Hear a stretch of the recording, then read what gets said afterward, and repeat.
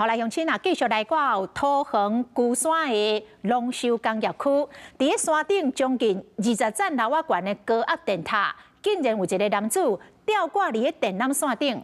早起日头早，特殊队甲台电展开着高难度的救援的活动，这个行动，这个过程是惊险万分。警方确认着身份，死者是拄啊入境的泰国籍的移工，初步调查排除着他杀的可能。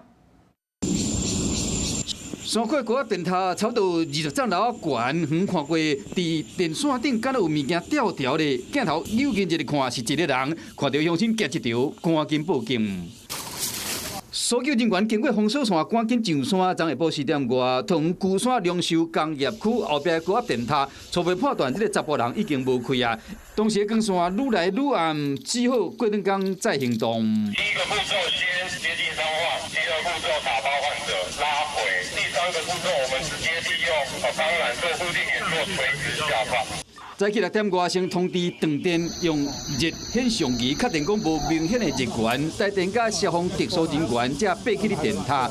一直到9点，将这个查甫人包起来固定好了后，扭回电塔，累落到地面确认身份。 完全是悬空在外面的。那第一个就是高度的风险，第二个就是要克服同仁心理的恐惧。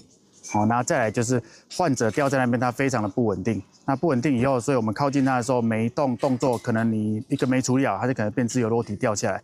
摕证件翕相无什表情，这位39岁泰国籍移工7月27入境报道时正正常，却是雄雄失联。亲人拜托高雄的中介公司斗找人，8月7日用手机定位。 发现信号出现伫桃园龟山，却是挂伫高压电塔的电线顶，已经无开暗。这个查甫人可能是先爬起的电塔，吊伫电线顶，因为重力关系流到另外一边。经过初步判断，无他杀的可能，并且有吊附近监视器画面，希望讲会当解开谜团。